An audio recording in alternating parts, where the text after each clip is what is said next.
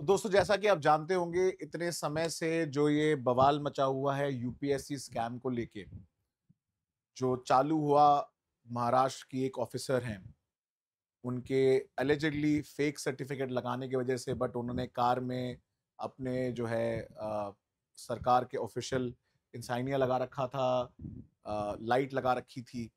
तो वहां से चालू हुआ बवाल जो है, अब वो पूरे देश में एक आग की तरह फैल चुका है।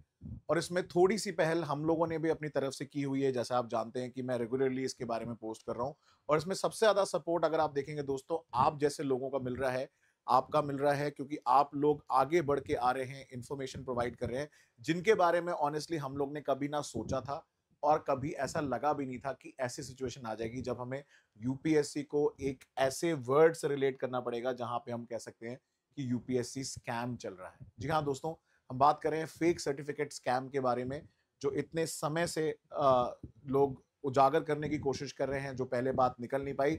और हद तो अब हो गई है दोस्तों, क्योंकि पिछले 2 दिनों में मुझे इतने कॉल्स आए हैं, इतने मैसेजेस आए हैं, आप विश्वास नहीं करेंगे कि मेरे पास ऐसे ऐसे ऑफिसर्स के कॉल आ रहे हैं जो बड़े सीनियर ब्यूरोक्रेटिक पोजीशंस में हैं।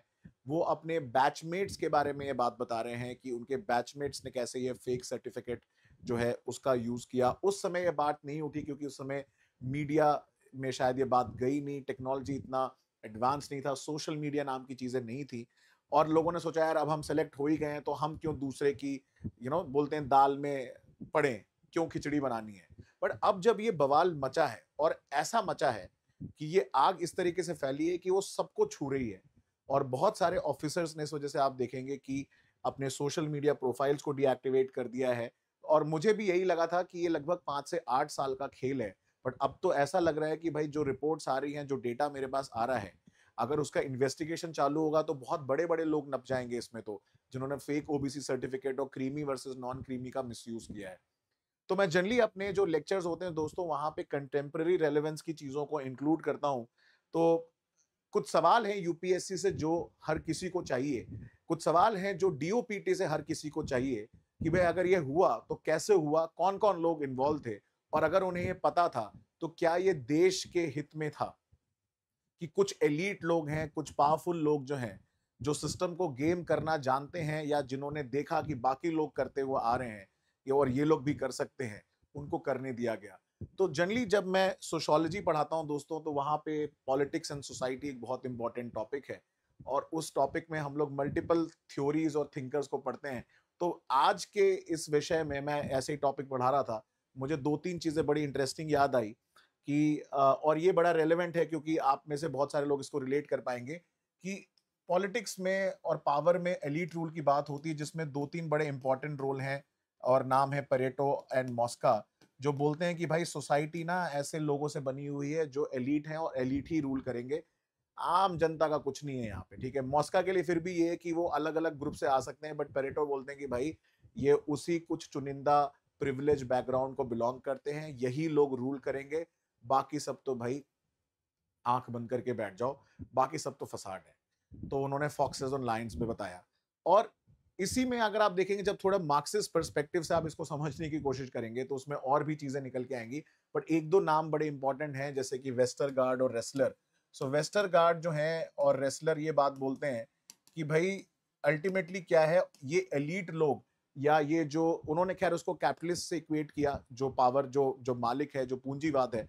बट वो आप यहाँ पे भी इनसे रिलेट कर सकते हो कि जिसकी फैमिली में ब्यूरोक्रेट है, जो एलीट है, उसके पास पूरी पावर है सिस्टम को मैनिपुलेट करने की। और दिक्कत ये है कि किसी ने सवाल नहीं उठाया। वेस्टरगार्ड रेसलर यही बोलते हैं कि उनका जो स्टेटस को है ना, जो चला आ रहा है वो चलता जाएगा, वो मेंटेन रहता है, बिकॉज पावर दिखता है एक्शंस में, क्योंकि ये लोग किसी के साथ भी कुछ भी कर सकते हैं। तो लोग डरते हैं, और इस वजह से सवाल उठाने से डरते हैं। बट अब सोशल मीडिया पे सवाल उठ रहा है, और बवाल मचा हुआ है। वहीं पे आप देखेंगे एक और थिंकर है, रैल्फ मिलीबैंड। वो बोलते हैं कि भाई उन्होंने भी उसको वैसे इक्वेट तो कैपिटलिस्ट से किया है, बट उसको आप पावर डायनेमिक्स से इक्वेट कर सकते हैं।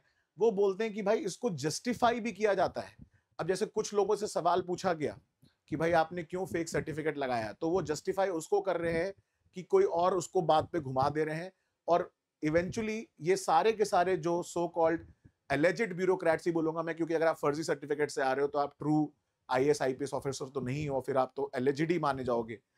तो ये लोग क्या करते थे, ये हमेशा ये दिखाते हैं यूट्यूब पे, सोशल मीडिया में आके कि हम तो लोगों के लिए काम करते हैं, हम तो लोगों के लिए ये कर रहे हैं, हमने कोविड में ये किया, हमने ये किया, हमने बच्चों को इतना पढ़ाया।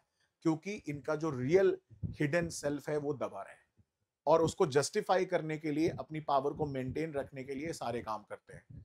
तो दोस्तों बेसिकली मैं आपको थ्योरीज में नहीं फंसाना चाहता, मेरे को बस एक याद आया कि मैं क्लास में पढ़ा रहा था, तो कैसे आप तक ये बात पहुंचाऊं। बट सवाल करिए, सवाल पूछिए, और अगर आपको कोई दबाए धमकाए तो आप मुझे बताइए। मैं अगेन आप लोगों का बहुत ज़्यादा थैंकफुल हूँ कि आप में से बहुत सारे लोग आगे बढ़ के आए, डेटा इन्होंने दिया। अगर आपको भी लगता है तो आप मुझे बताएं, मेरा नंबर है। हम कोशिश करेंगे कि इनको एक्सपोज करें जितना हो सकता है। लीगल सपोर्ट भी मुझे मिल रहा है, बहुत सारे लोगों ने मुझे एक्टिवली बोला है कि उसको लीगली भी प्रोवाइड करेंगे सपोर्ट। तो सवाल करना बहुत ज़रूरी है, एंड साथ साथ डरिए मत, क्योंकि ये आपका हित मार रहे हैं।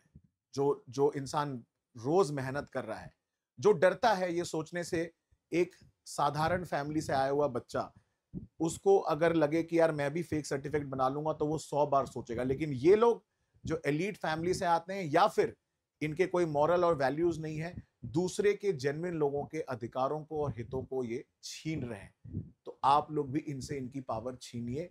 इनसे आपको क्या करना है, सवाल करना है with in the apparatus of the state, democratic तरीके से, लेकिन सवाल कीजिए।